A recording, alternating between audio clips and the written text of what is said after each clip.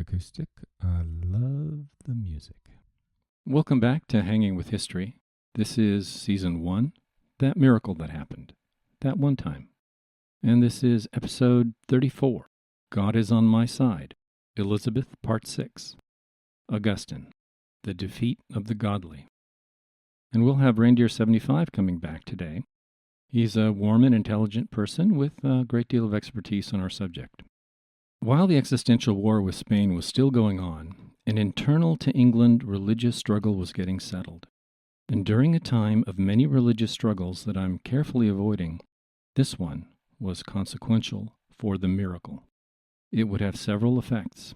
One would be the consolidation of the Elizabethan settlement, the structure of the English church as it would be in the miracle.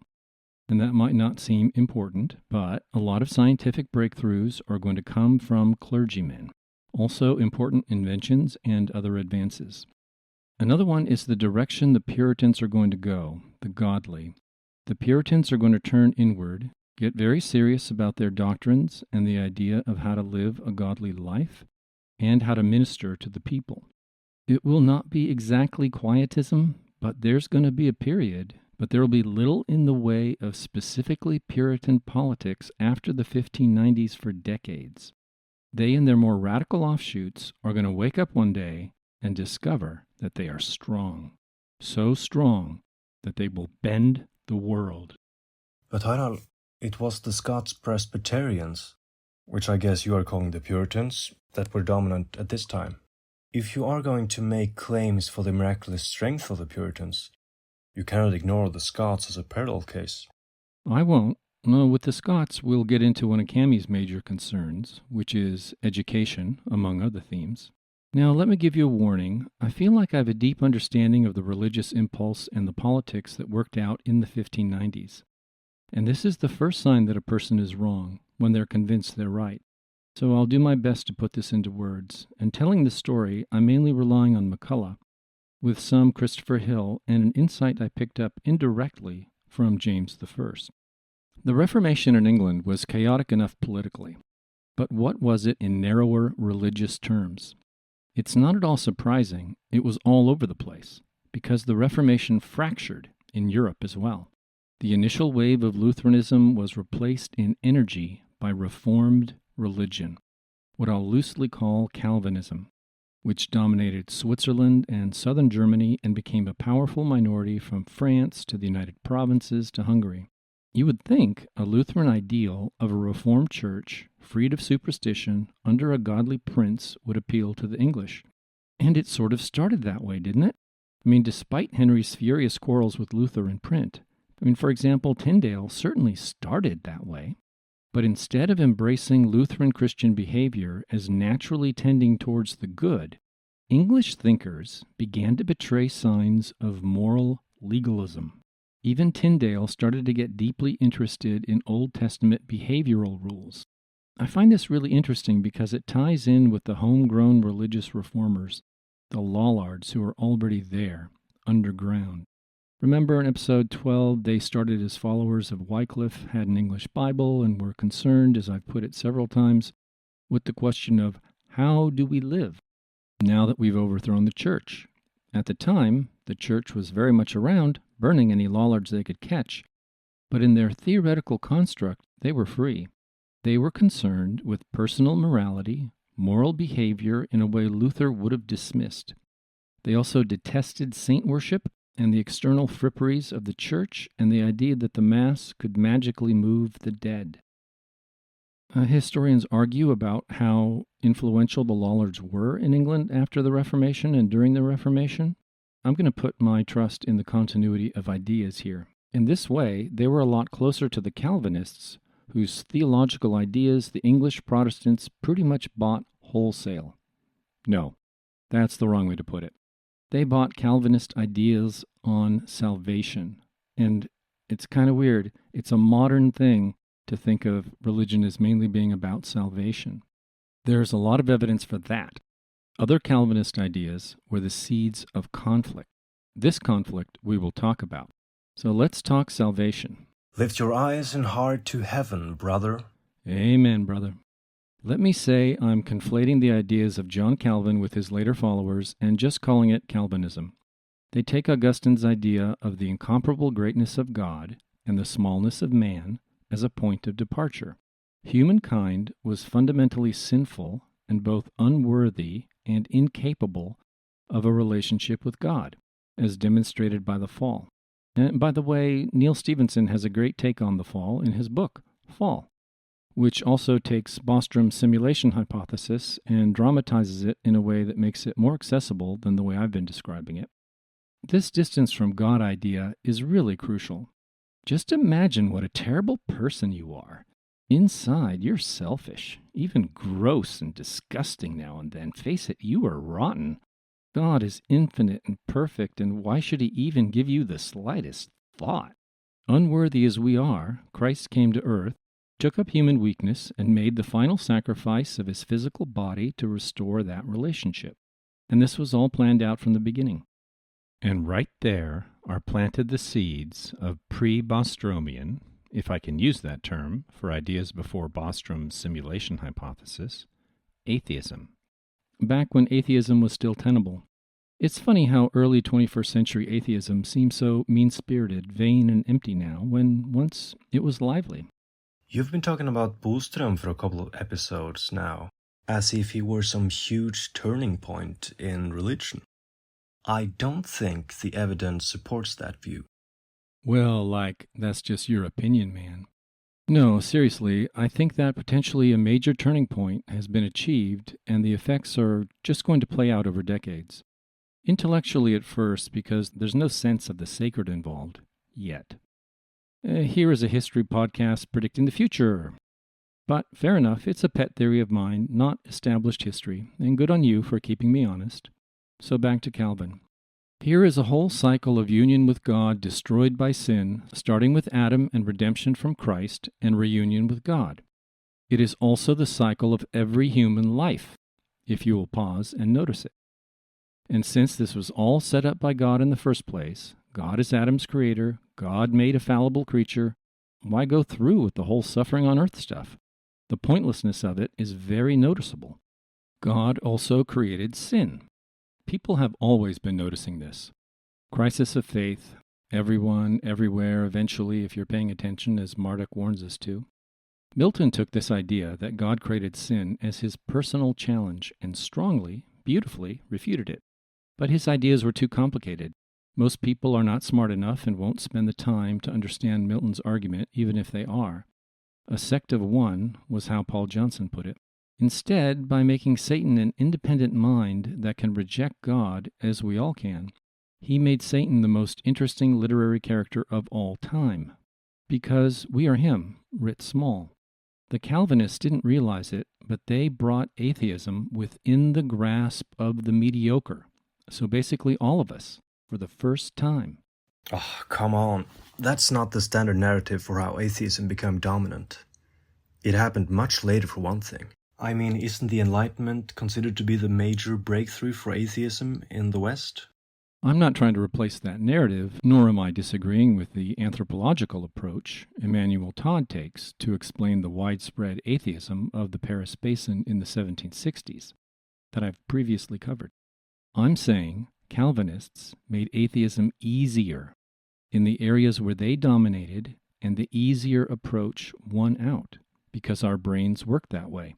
So fallibly, even if at first they might have used phrases like deism or transcendentalists or something. That whole bit on atheism was a digression. Christ has saved us. He restores the relationship with God, but not for everyone. Right, not for everyone.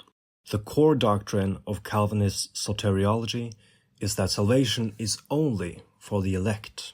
And you might say, why? Why not everyone? For that, Calvinists rely on Jesus' own words in the Gospel. And I strongly encourage reading the Gospel. So much great literature and philosophy will suddenly make sense to you. It could also be good for you. Christ says a few weird things about who will be saved, weird enough to actually be taken by some brilliant minds like C.S. Lewis as proof that Jesus was historical, as in, this is too weird. No one would ever make this up.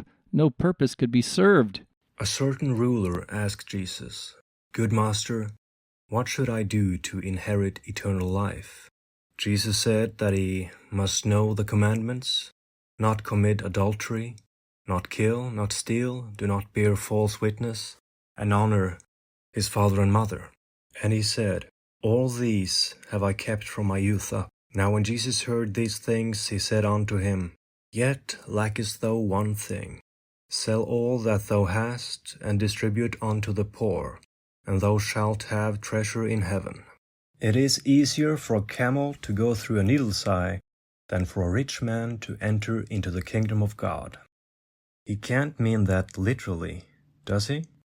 Oh, that's a good one. It's one of my favorites. Kierkegaard used that to great effect when it came to issues of ecclesiastical taxation.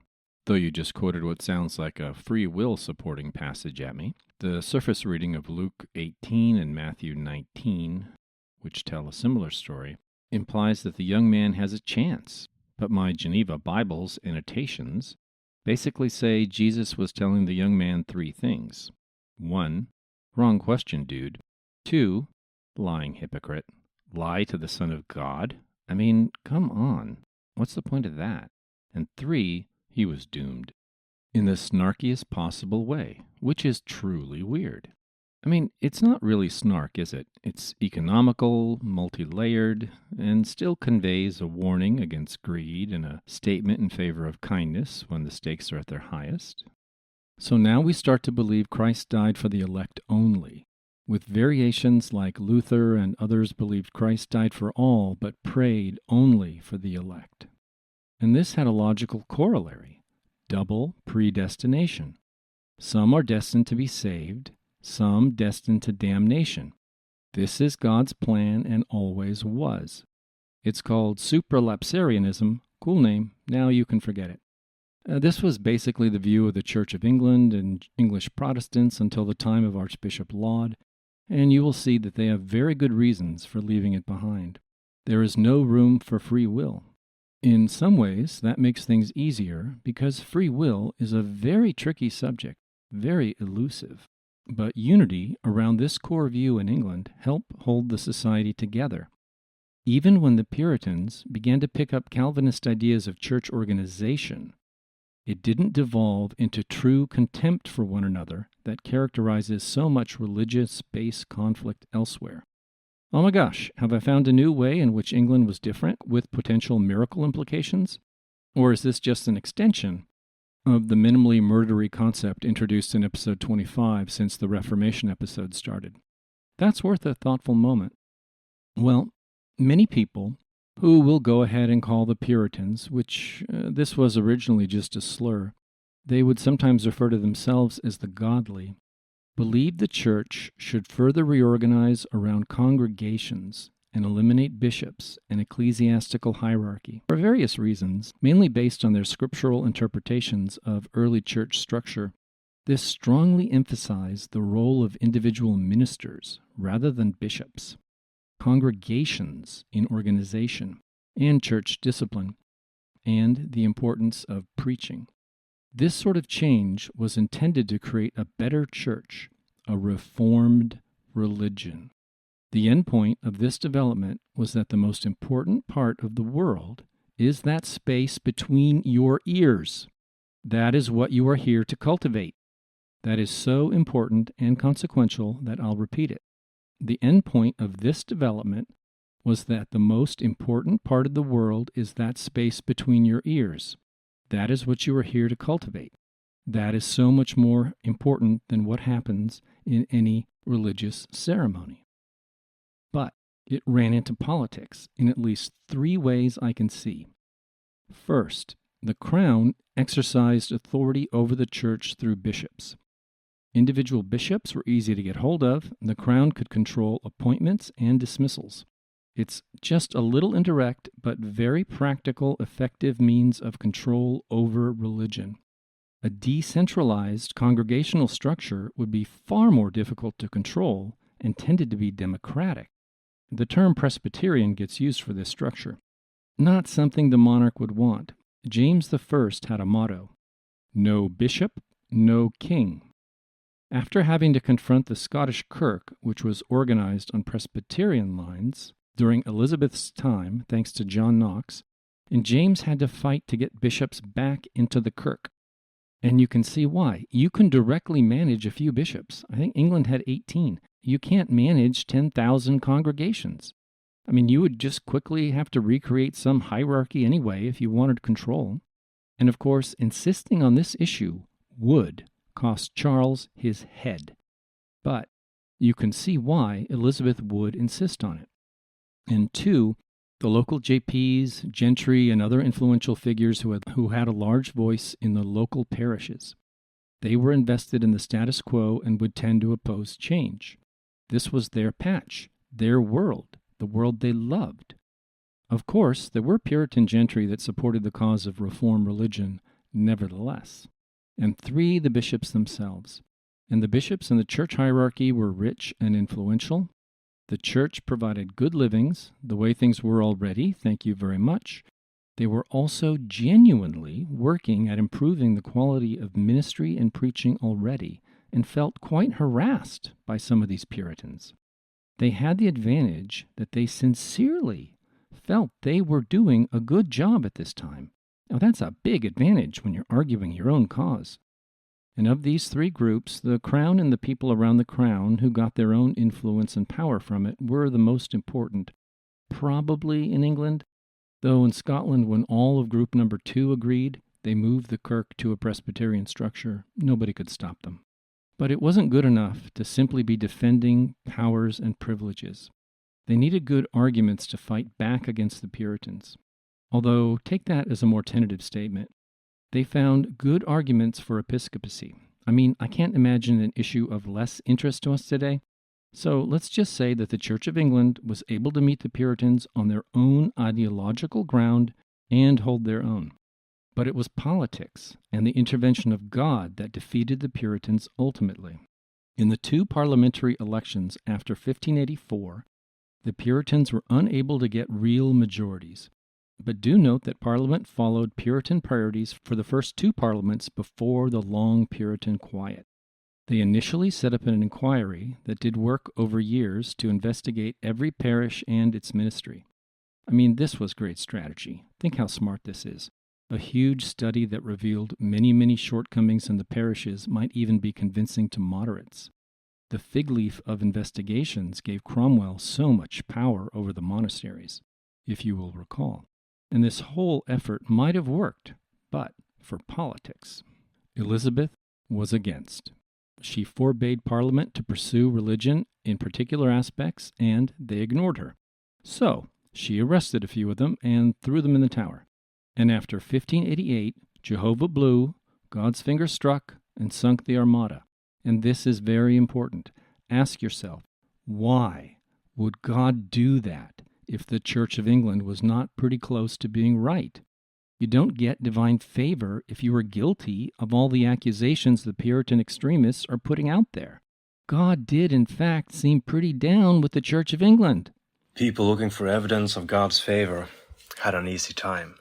Oh, the extremists were losing support already when a few of them started producing pamphlets suggesting radical things like overthrowing the crown. A careful investigation found a group of Puritan preachers behind the pamphlets and put them on trial in Star Chamber. Exactly while that was going on, two extremist ministers found a mentally disturbed man whom they proclaimed the Messiah and announced that the Queen was deposed. The Crown cracked down hard. People were executed for sedition because it had really crossed a line when advocating the overthrow of a monarch. And it seemed just plain stupid and dumb and moronic and stone dangerous to overthrow God's favorite. And even the Puritans had to agree. There was no real organized political movement on a national level after that. Essentially, resistance vanished in the face of Elizabeth's firm stance. God was behind her. This is very different from the way deeply religious people reacted to Mary's oppression. Instead of winning at the game of church organization the way that they did in Scotland, the Puritans focused on lay ministry, preaching, and working further on those questions about how to live a godly life.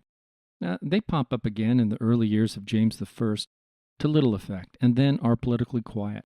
And I mean this in a very narrow sense, until Laud's reforms stirred them into reaction. And then, well, you will see, it seems their long period of quiet had done them some good. I think we'll end here with a short episode this week and conclude the Elizabethan era next week, after...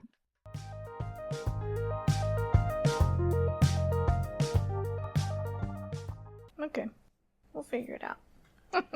All right, Camie, we've had episode 34 with Reindeer 75, covering some interesting religious ground. What'd you think? I think this was jam-packed with all kinds of religious ground and thoughts and ideas and areas that could be debated for days on end. Part of me really wishes that my dear friend Eleanor was here to help with this. She's better spoken in some of these things than I am. At least I feel like she could express things better. Well, with these on the specifically religious issues? Yes.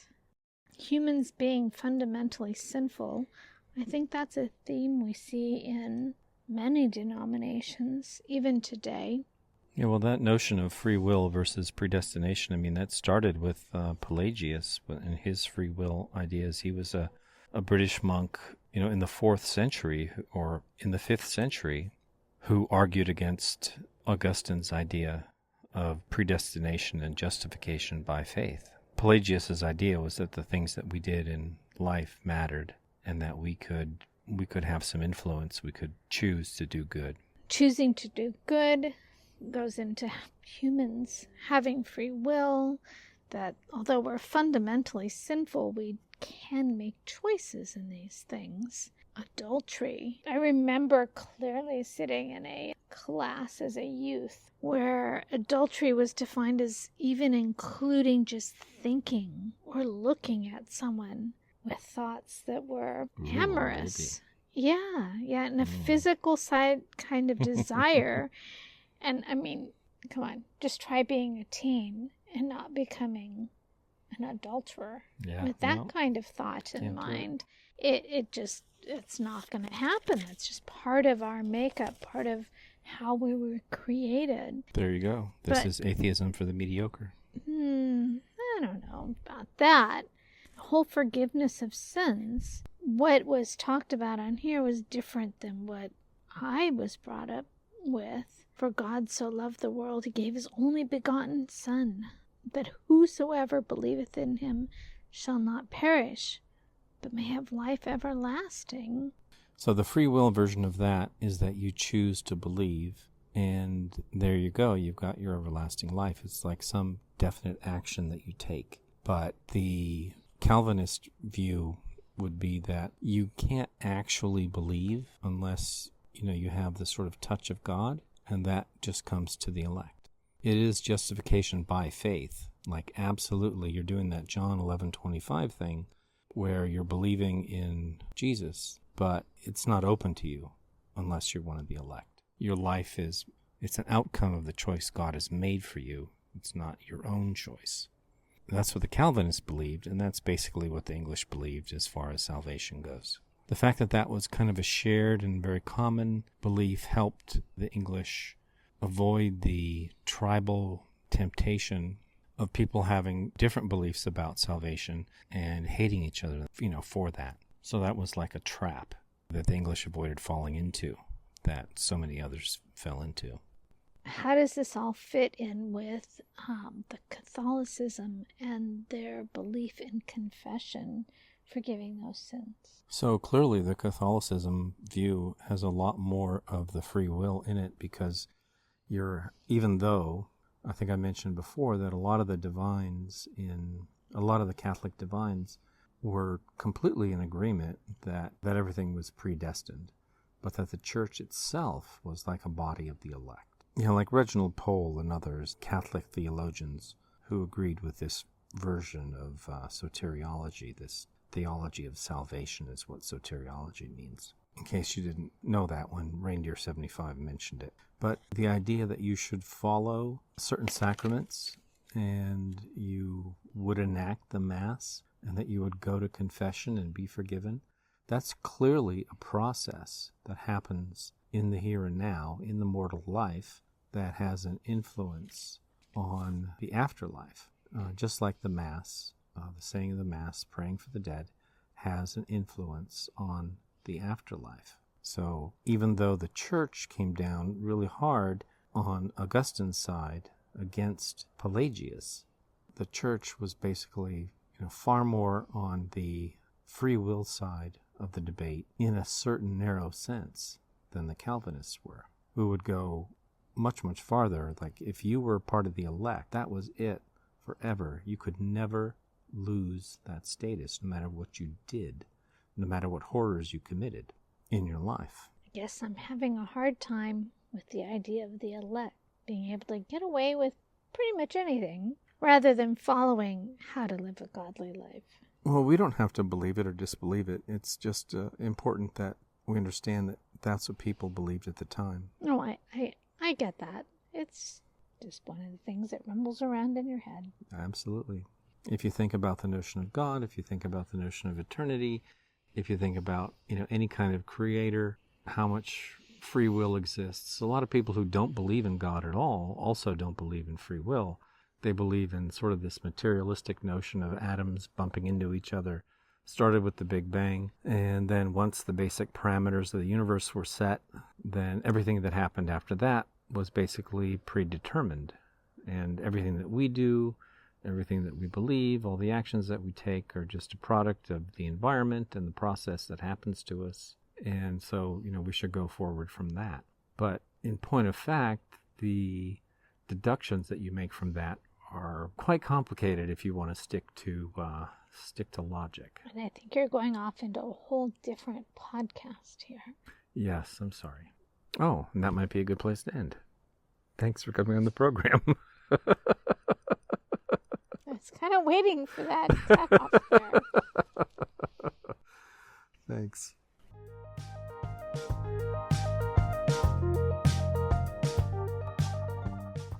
Please click subscribe or follow on your podcast app. If you like the podcast, please tell a friend about it. If you don't, please tell an enemy. If you're on Twitter X, go find me and give me a follow. Thank you for listening. You can reach out to me on Twitter X.